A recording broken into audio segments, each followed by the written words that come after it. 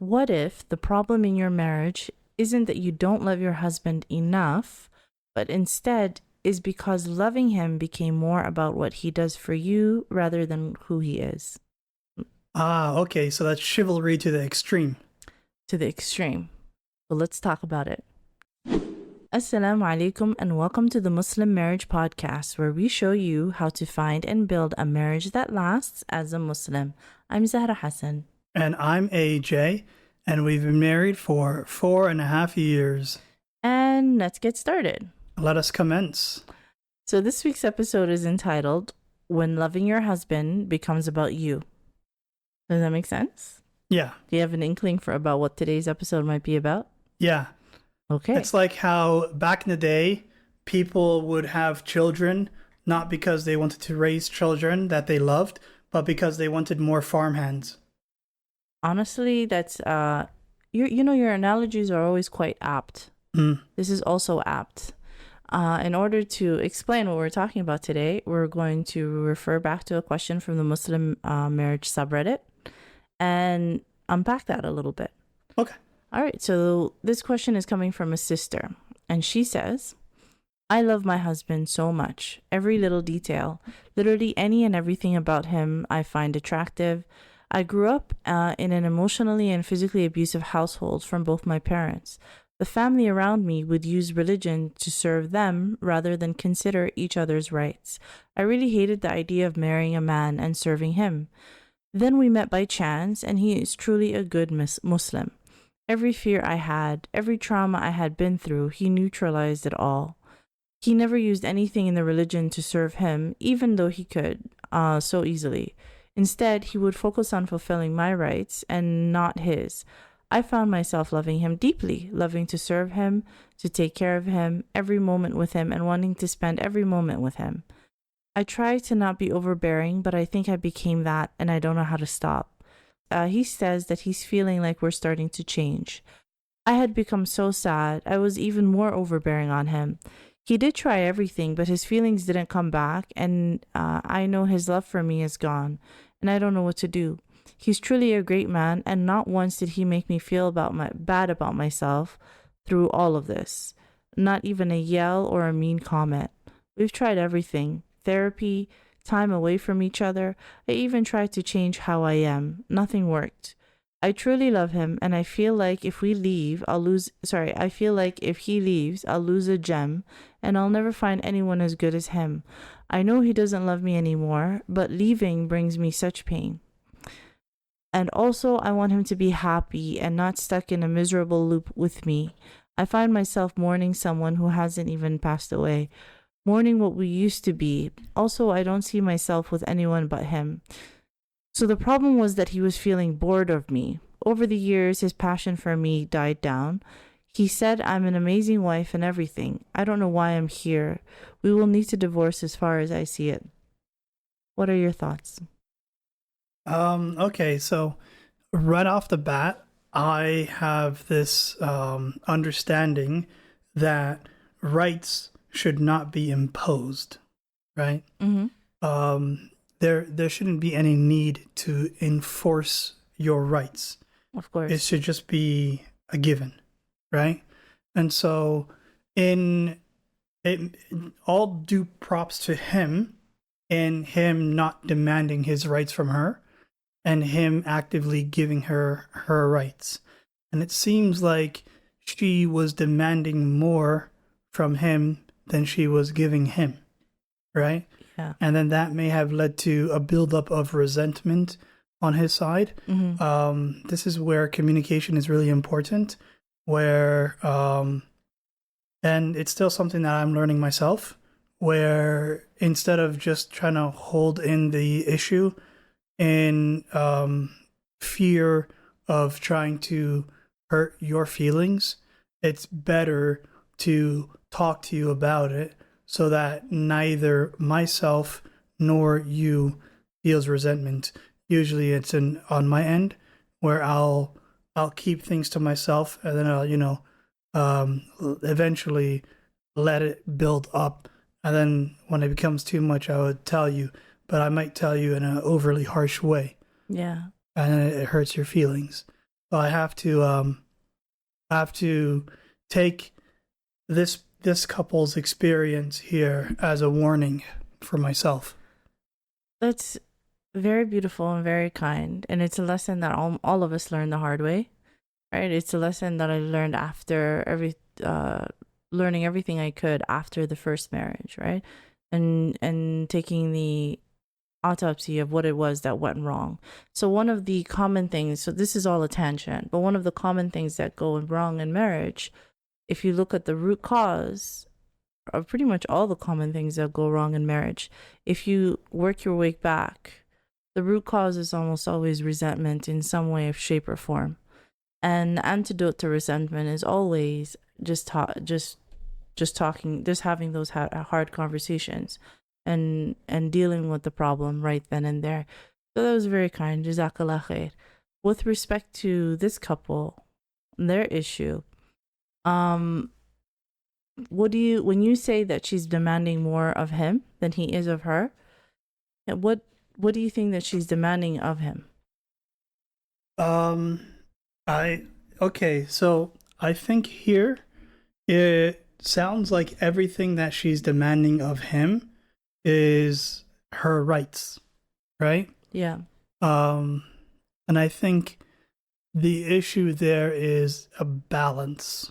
Yeah. There's a lack of balance there. Do you think she's demanding money? Do you think she's demanding time? What do you think that she's demanding based on what she said? Personally, for me, Mm-hmm. I would feel that it would be like acts of service. Yeah, I think it can be summed up in affection, right? Because her concern is that he's fallen out of love with her. Mm-hmm. And the reason why she believes that is because she has been overbearing. Probably a good word is maybe smothering, with her display of affection, to the point where he is no longer wanting to be affectionate. This is unfortunately another one of those common dynamics that I see play out in marriages. Sometimes it's the wife that's overbearing. Sometimes it's the husband that's overbearing. But the root cause is usually the same. Have you ever heard of a term called codependency? I have, yeah. Okay. Do you wanna tell me what it means? I don't know what it means, but I have heard of it. It's a good thing or is it a bad thing? Codependency is a bad thing. Yeah, that's the It has to do with low self-esteem. That's very accurate. It has a bad reputation, but it's just a pattern of behavior, right? Yeah. It's just a pattern of behavior, and like all patterns of behavior, it exists on a spectrum. So the extremes of the spectrum are never good, regardless of the pattern of behavior, and that's because the extremes are so visible. That's why it gets a bad reputation. So let's talk about what it is a little bit. This is a term that was not coined, but it was popularized in 1987 by an individual called Melody Beattie when she published a very important book called Codependent No More, right? It's this book is life-changing for those of us, including myself, who is a codependent. I am a codependent. This book is life-changing. So the term was initially created to describe the patterns of behavior seen in family members of people who have addictions. Mm-hmm. Primarily people who struggle with alcohol abuse and alcohol dependency, right? So their family members, their wives, especially their wives, but also their children and other people who were in the household, tended to develop a specific pattern of behavior that was eventually called codependency. And because it comes out of that environment, I think there's no exact formal definition. That's why we haven't simply defined it. I think it's just a coping strategy. A good way to think about it is it's one of those behavior patterns that develops in a difficult home environment in order to find some way to cope and survive. So whenever you're in that difficult home environment of living with someone who's struggling with an addiction, this is one way to survive, right? Make it through. Yeah. However, when you leave that situation, and you are now trying to establish healthy relationships, those patterns of behaviors are so ingrained that it shapes the way that you think and the way that you see yourself in the world, that it's hard to stop. And those coping strategies are actually very harmful on relationships, like you can see in this young lady, right? So this young lady, she described that she grew up in an abusive household, through both parents, according to my understanding. There's so many different kinds of abuse, but if she experienced it as abuse, it would make sense with how she might have developed what I suspect is codependency. So we said that it was initially described in family members of people who have addictions. Over the years, that has expanded to include people who live in abusive households, particularly those households where they live with people who have narcissistic personality disorder or some sort of highly manipulative personality disorder, which makes sense because one of the things that you learn is that when someone has an addiction, when they're in the midst of their addiction, right, when it's at its peak, they are narcissistic when they're at the peak of the addiction. All they can see is the substance that they're addicted to, and everyone else in their life is now becomes an object and a means to an ends, right? And that makes them narcissistic, right? That's why they do a lot of difficult things in the household. So that's a little bit of background. All of that makes sense so far? Yeah. Okay, so let me describe it as the way that I think of it, right? I think of codependency as a dependency on other people for your self-worth. Does that make sense? Yeah. Your sense of self-worth, where does it come from? My sense of self-worth? Yes. It comes from inside, really. Yes, barakallah feek. Yeah. I saw that immediately. You're a lot more confident than the average bear. A lot more confident than the rest of us, barakallah feek. But so for those of us who are codependents, our sense of self-worth comes from other people. So usually from a young age. Sometimes it happens in older ages. Most commonly, usually from a young age, what tends to happen is that you were taught through repetitive messaging that your worth depends on what you do for other people. All right, that you are good, like good girl. Like I know I'm just giving examples. Instead of saying you did a good thing, right? Sometimes caregivers and parents will say you're being good. You're being a good girl in this moment, or you are bad. You're a bad girl, or you're a good boy, or you're a bad boy. So these are very subtle messages, but when you put it into the context of repetition, and particularly with moments of high emotion, what starts to become internalized is that I am all good or I am all bad depending on what I do, and I'm not the one who gets to decide whether what I did is good or bad. It's usually the other people, in this case the parents. So I'll do something and then I'll go to the parents, and then the parents will tell me if I was being good in this moment or if I was being bad in this moment. So with this understanding, with this paradigm, a certain set of behavior starts to develop. So the young child who is developing codependency tends to be an excellent student. That's what I've seen.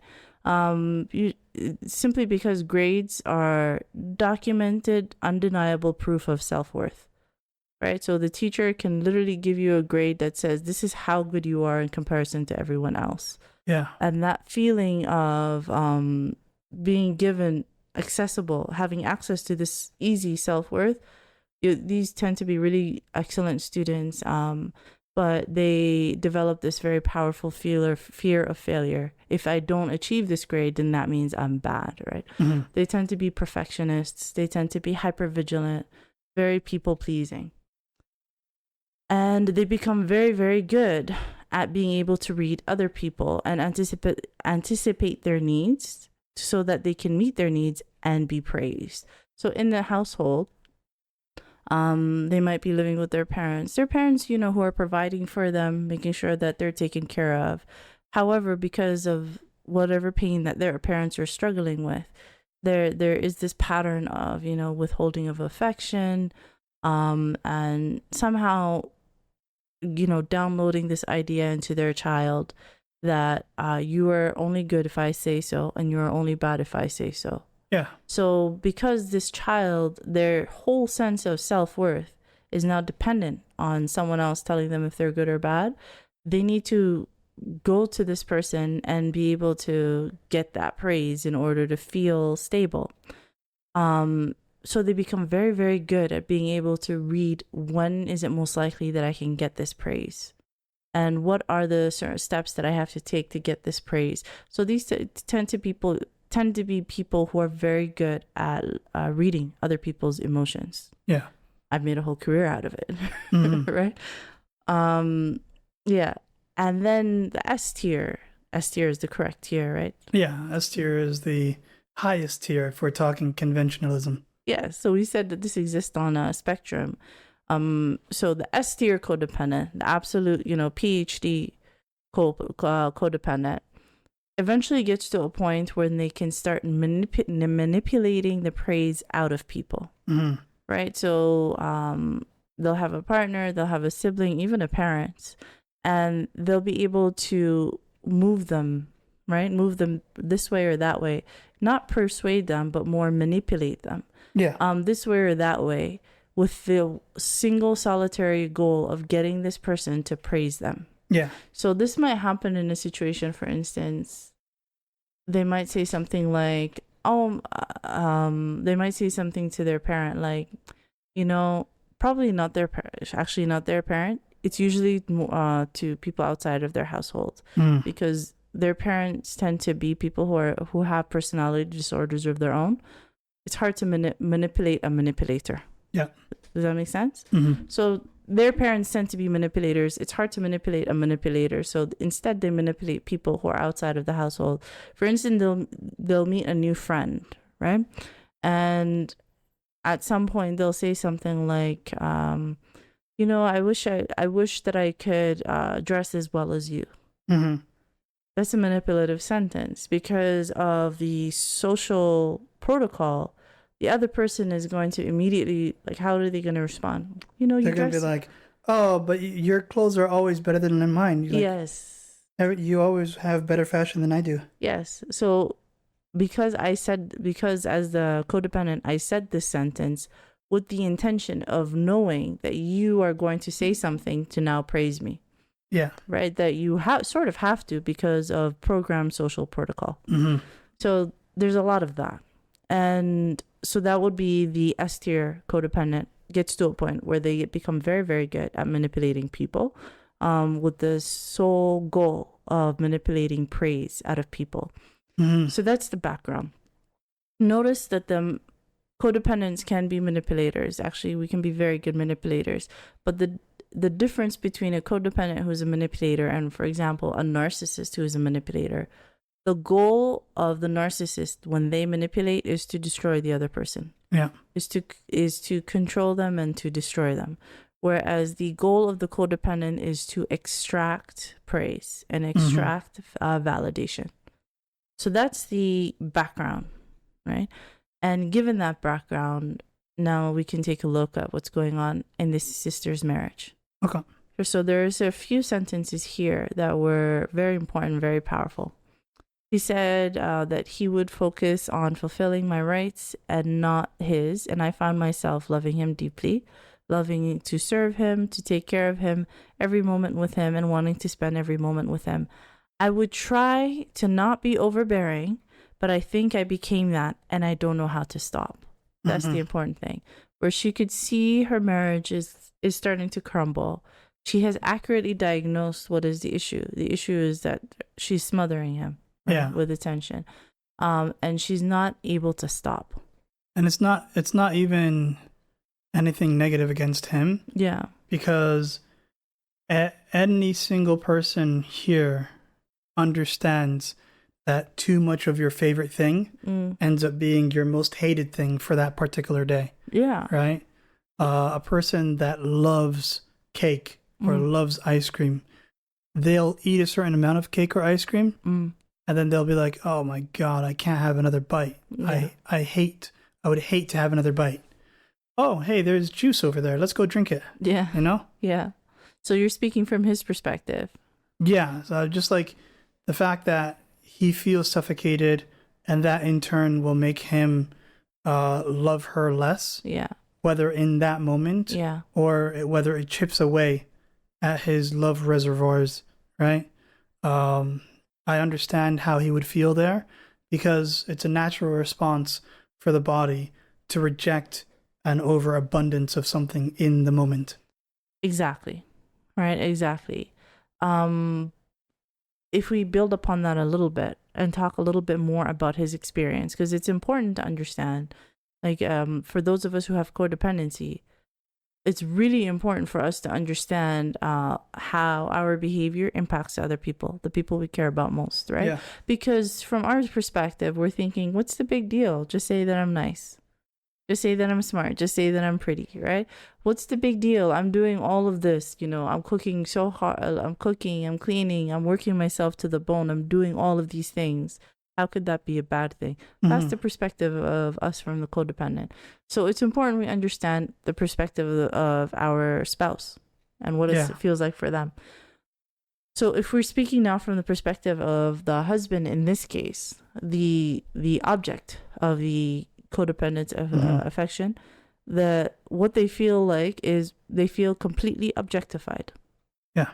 Right? They could feel completely unseen, unheard. Their spouse has become totally emotionally unavailable, and they are now just the object that provides praise to them. Not even at a rate that I decide, like the spouse gets to decide. He doesn't even get to decide when the praise is given. It needs to be given at demand when she demands. Yeah. And that becomes exhausting. Because as you start to become conscious of how much you are being objectified, you're going the object in this case, we'll just say the husband in this as the person who is not the codependent, we'll say the husband, and the person who is the codependent will say the wife, just to make this a little bit more clear. So as the husband starts to understand he's being objectified, he feels less and less like validating you, right? When you start understanding that you're being used, actually, right? You're not being seen as a human being. You're being seen as a source of validation. It's a really bad feeling. It's a terrible feeling. It's sort of like someone, let's say there's a man who has a lot of money, and he becomes married to a woman, and he believes that he married this woman for love. And 3 years into his marriage, he starts to understand that she married him for his money, and that she can't, like, all of the things that she does in order to take care of him and to build a household, he's understanding that all of this was for the money and not for him. Yeah. And that feeling of being used is just terrible. It's a universally terrible feeling. So when you understand that you're being used, you start withholding the thing that you're being used for. So he gets into a habit of wanting to validate her less and less and less. Unfortunately, as he validates her less, the need for validation on her part becomes more and more and more. And it's a terrible, vicious cycle. So she does even more things, right? More protest behaviors, more things to try to manipulate this out of him. It's like a dog chasing its own tail. Exactly. And then the relationship becomes more and more transactional, right? So if we go back to the example of money, of a man who figures out that he's being used for money, because as a codependent, this is a even more necessary feeling than money. Imagine being at a place where you cannot give yourself self-worth. You just can't. And your self-worth is dependent upon the person, caregivers, romantic partner, the people around you. Yeah. They have a tremendous sense of control over that, despite your best efforts. And that feeling of them withholding that, it feels like they're withholding that. It's it's extremely painful. It results in some serious mental health problems, right? So this is more serious and deeper than simply money. Mm-hmm. In fact, I would probably liken it to oxygen. Yeah. So that the husband realizes that his wife has not been using him for money, but she's been using him as her only source of oxygen. Mm-hmm. And you can imagine the desperation that starts to happen when that oxygen is withheld. Now, even the word withholding is actually a wrong term. Yeah. Because the primary problem here, the deeper problem that us codependents have, is that we feel entitled to other people's validation and affection. Mm-hmm. It's listen, I did this for you. I said this. I cooked. I put in this effort. I gave you this money. I am 100% entitled to you giving me this self-worth, which is completely incorrect. Yeah. No one is entitled to anyone's affection. No one. Mm-hmm. Except for maybe children entitled to their parents' affection, but no one else is entitled to anyone's affection. The irony of it is that the majority of the air that we breathe is more nitrogen, Yes, right? yes. And if you breathe too much oxygen, Mm-hmm. same as if you're too obsessive, you can get oxygen poisoning. I mean, it can be an issue, but it's not as bad of an issue. Ironically enough, we're made up of 70% water. Yeah, I think a better Yet analogy. if you drink too much water, you get water poisoning. Exactly, water would be a better analogy, right? Water would be a very good analogy. That if you drink too much water, it can really cause some serious problems. Mm. So now, what do we do? Let's say we're correct in our assessment and that this is an issue of codependency gone too far, right? And this couple is on the brink of divorce. What happens? What is the advice that we can give this young lady? Every time she wants to attach to him, Mm-hmm. bring out a mirror Yeah. and attach to the mirror instead. that could be actually a very effective strategy. I'm just spitballing over here. It's fire. What did they say? You're spitting fire. Yeah. Yeah, you're spitting fire. But I'm not a rapper. I've never seen that strategy, but I could see how it could be helpful. It could be a place to start, right? Mm-hmm. So the first bit of news that I would give her is it's important to understand that whether or not a marriage works out, only half of that decision is with you, and the other half of the decision is with them.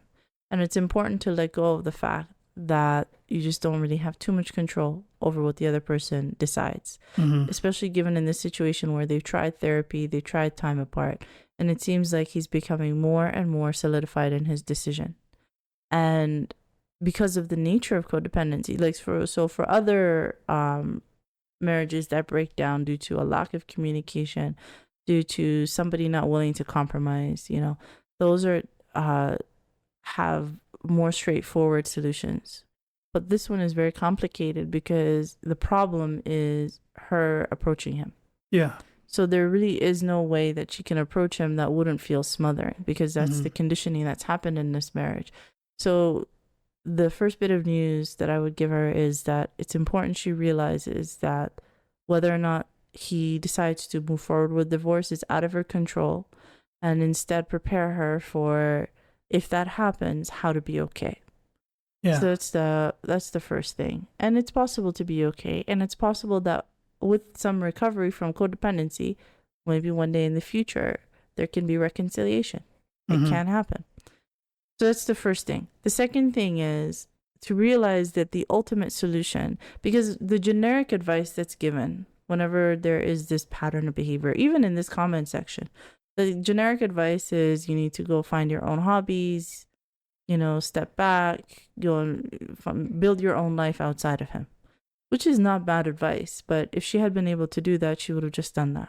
Yeah. Yeah, but the underlying patterns of behavior are so overwhelming that she herself said, I don't know how to stop. Mm-hmm. It's a different type of addiction, right? Um, yeah. So the ultimate solution is not going to come from building her own life. Ultimate solution is going to come from dealing with the underlying problem of codependency. Yeah. It's going to come from recovering from codependency and coming back to the medium, right? So it sounds like she's gone very far up on the spectrum of codependency, codependent behavior, to the point that it's affected her marriage. She needs to start developing some strategies in order to calm down and come back a little bit towards medium, both for her sake and for the sake of any future relationships. Now, what does codependency recovery look like? Step one, all right, is to learn and understand what it is that codependency is, and read about what recovery has looked like for people in the past. The two books that I would recommend is, number one, Codependent No More by Melody Beattie, an amazing book. And the second one is also by Melody Beattie, which is called Beyond Codependency. Yeah. So the first book focuses a lot on trying to describe and explain what codependency is. And the second book focuses a lot on recovery, the recovery process, what you can expect, which is very important because it's a journey, right? It's a journey. I myself understood that I was codependent nearly 10 years ago, and I have been recovering since then. Yes. I can tell you that once you start the process, that over the first 6 months, you start to feel better. You yourself start to feel better, probably even sooner than that. You start to feel, first of all, that you are sane, right? I remember the biggest message from her first book was that you're not crazy, which is a very important message, because you feel completely like out of control and crazy. So that was quite reassuring and led to some immediate improvements in how I felt overall.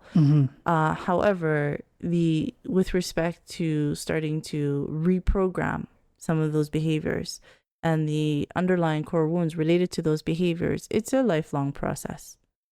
And you get better at it and better at it. Like even in our marriage, you and me, like almost 10 years later, there are some times when I can recognize that those patterns are starting to come up.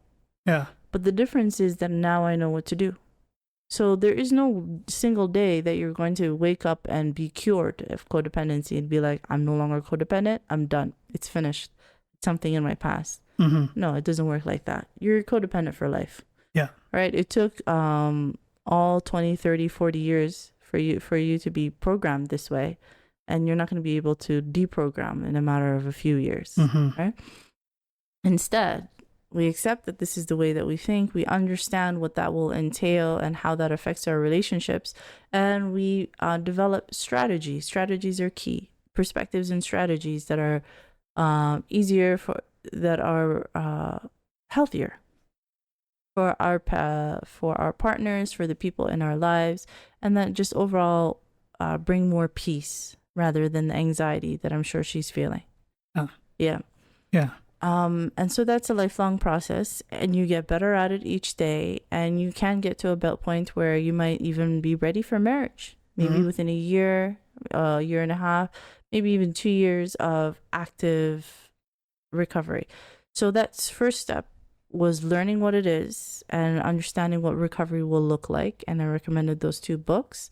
Be prepared that a lot of the recovery is going to be around boundary setting boundaries, both external boundaries and internal boundaries. Yes. So I think of external boundaries as boundaries between you and other people. So when someone else asks you for something, setting that boundary and saying, no, this is something I'm not willing to do. And internal boundaries within yourself, so that you don't let yourself do maladaptive behavior. So for instance, codependents are very heavy people pleasers. Yes. Right? And we do a lot of self-sacrifice behavior. So for instance, I was giving the example with money, right? Where as a codependent, you might make some money and you have some money in the bank. But because of this idea of poor self-worth, and yet you don't think that you are worthy of having this money, you find yourself just giving away money that you don't need to be giving away beyond what's healthy. So setting those internal boundaries within yourself to learn how to protect yourself, right? Yes. Yep. You So know, I'm pretty good at setting external boundaries myself. you are, yes. Yeah. Yeah. I get a lot of help from carrying around a bucket of sand Yes. so I can draw a line in the sand. Yes. The problem with that is it's very tedious to pick up the sand afterwards. Oh, Yeah. I like it. I like that joke. It was a good one. So learning, right? Everything and understanding everything we just described.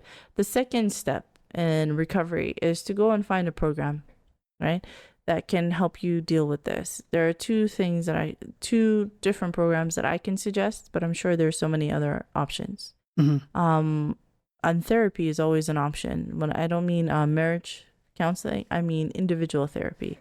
It's always an option. But there are two programs that are specific to codependency that I can recommend. First, I refer to her a lot because I really enjoy her work and she does a great job. She doesn't know I exist. This is not in any way sponsored, right? But there is a psychologist who has a huge YouTube channel called Thais Gibson. She deals primarily with attachment insecurity. However, she does deal a lot with codependency. So take a look at her videos. And if you resonate with her content, she does have programs within her personal development school. You just pay a subscription. The price varies. It's usually about $50 or $60 a month. And that gives you access to all of her stuff. But she does have some good programs that are specific to codependency that represent a good place to start, where you can know what work to do. When people say do the work, so she'll tell you what work to do, right? Yeah, just a heads up, she is not sponsored by her at all. She just believes in her program. Yes. Yeah, whenever I have recommended people and sent them to the personal development school, they've always been very happy with the results. The second option of a program that you can join, the second option is free. So there is a worldwide organization called CODA, stands for Codependence Anonymous.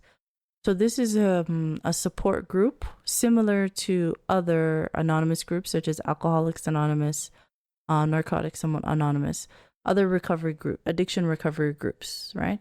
So this recovery group does see codependency as a type of addiction. It is a 12-step program. And as Muslims, I'm just going to give you a heads up, if you decide to attend any of their meetings, that they use heavy spiritual language, but they refer to a higher power, right? I have attended these meetings. In fact, the first meeting that I attended was in person at a church many years ago. So there is a lot of spiritual language there. However, the parts of the meeting that I have found very helpful is that they have times where people do what's called sharing, right?